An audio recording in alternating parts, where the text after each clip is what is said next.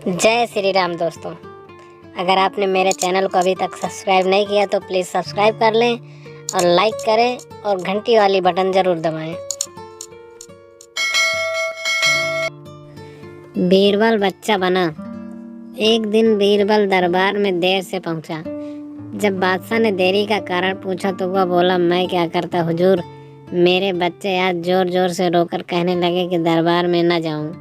किसी तरह उन्हें बहुत मुश्किल से समझा पाया कि मेरा दरबार में हाजिर होना कितना ज़रूरी है। इसी में मुझे काफ़ी समय लग गया और इसलिए मुझे आने में थोड़ा देर हो गई। बादशाह को लगा कि बीरबल बहानेबाजी कर रहा है। बीरबल के इस उत्तर से बादशाह को तसल्ली नहीं हुई।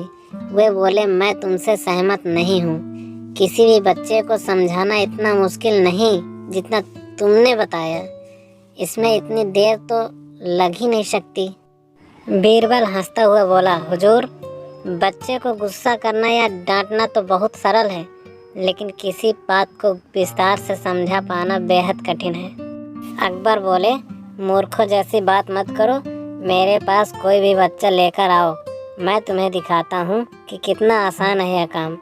ठीक है जहाँपनाह, बीरबल बोला, मैं खुद ही बच्चा बन जाता हूँ और वैसा ही व्यवहार करता हूँ। तब आप एक पिता की भांति मुझे संतुष्ट करके दिखाएं। फिर बीरबल ने एक छोटे बच्चे की तरह बर्ताव करना शुरू कर दिया। उसने तरह तरह के मुंह बनाकर अकबर को चिढ़ाया और किसी छोटे बच्चे की तरह दरबार में यहाँ वहाँ उछलने कूदने लगा। उसने अपनी पगड़ी ज़मीन पर फेंक दी। फिर वह जाकर अकबर के गोद में बैठ गया और लगा कि उनकी मूँछों से छेड़छाड़ करने। बादशाह कहते ही रह गया, नहीं नहीं मेरे बच्चे, ऐसा मत करो, तुम तो अच्छे बच्चे हो ना। सुनकर बीरबल ने ज़ोर ज़ोर से चिल्लाना शुरू कर दिया।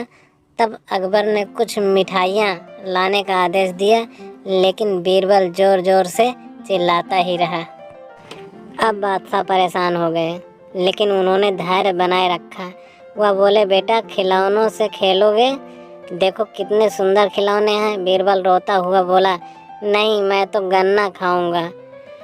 अकबर मुस्कुराए और गन्ना लाने का आदेश दिया। बोला, मुझे बड़ा गन्ना नहीं चाहिए, छोटे छोटे टुकड़ों में कटा गन्ना दो। अकबर ने एक सैनिक को बुलाकर कहा कि वह एक गन्ने के छोटे छोटे टुकड़े कर दें। यह देखकर बीरबल और ज़ोर से रोता हुआ बोला, नहीं, सैनिक गन्ना नहीं काटेगा, आप खुद काटें इसे। अब बादशाह का मिजाज बिगड़ गया, लेकिन उनके पास गन्ना काटने के अलावा और कोई चारा न था। और करते भी क्या, खुद अपने ही बिछाए जाल में फंस गए थे। वह गन्ने के टुकड़े करने के बाद उन्हें बीरबल के सामने रखते हुए बोले, अकबर, लो इसे खा लो बेटा। अब बीरबल ने बच्चे की भांति मचलते हुए कहा, नहीं, मैं तो पूरा गन्ना ही खाऊंगा। बादशाह ने एक साबुत गन्ना उठाया और बीरबल को देते हुए बोले, लो पूरा गन्ना और रोना बंद करो।